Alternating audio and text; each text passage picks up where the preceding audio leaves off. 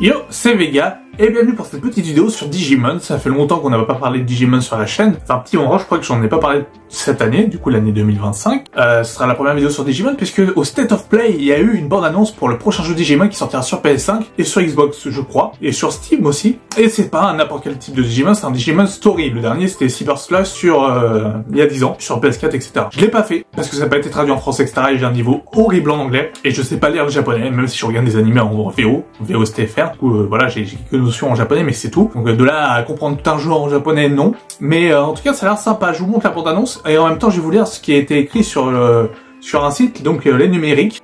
Donc voilà, pendant que la bande-annonce va se jouer, et je vais vous lire ce qui est marqué. Dévoilé à l'occasion du premier State of Play de l'année, Digimon Storytime Stranger sortira en 2025 sur PS5, Xbox Series et Steam. Bon voilà, c'est ce que je disais. Donc l'affiche confirme la présence d'une localisation française, ainsi que le choix entre les voix japonaises et anglaises. Prenant place une nouvelle fois dans un cadre urbain et contemporain, ce RPG verra les humains et les Digimon s'unir pour mener à bien une quête sur fond de menaces apocalyptiques. Du sérieux donc pour cette aventure qui, de plus de naviguer entre le monde des humains et du Digimonde, jouera avec le temps et les dimensions. On annonce un Digimonde aux vastes régions plus détaillées que jamais, et doté d'éléments interactifs et de quêtes fascinantes à accomplir, ainsi que le retour des combats au tour par tour et à la puissance des liens forgés avec les Digimon, avec tous les Digimon, prendra tout son...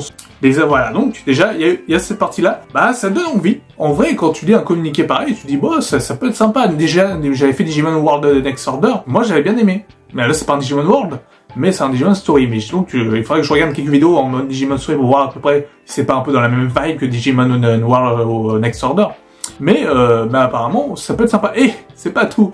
Il y a un petit message pour les adultes, parce que ce jeu se veut intergénérationnel, pas que pour les enfants. Vous comprendrez pourquoi. Je vais continuer à vous lire pendant que Makoto vous met des images de trailer encore, pendant que je finis du coup de lire ça. Les informations communiquées par Bandai Namco s'arrêtent ici pour le moment. Mais le paragraphe concernant le contenu pour adultes, ou bien une petite lecture à l'attention des parents intentionnés.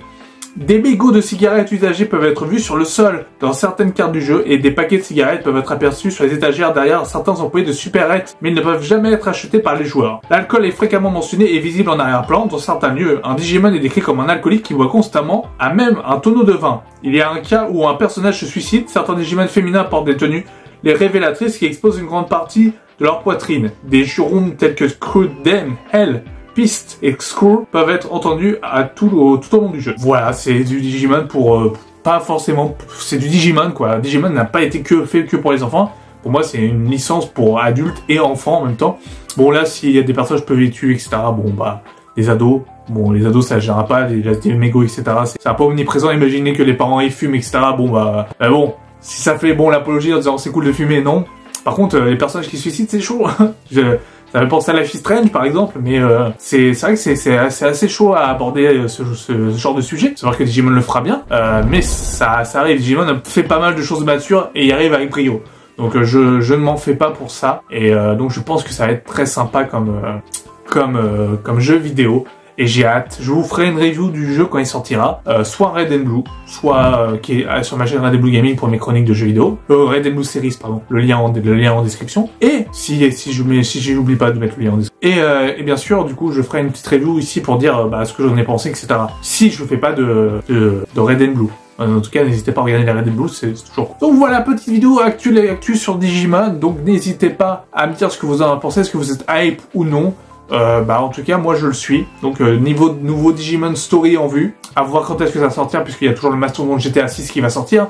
Je pense que les gens ils attendent une date de sortie pour GTA 6 pour pouvoir sortir leur jeu après ou avant. Donc voilà, sur ce, portez-vous bien, c'était Vega, je vous dis à la prochaine et ciao ciao.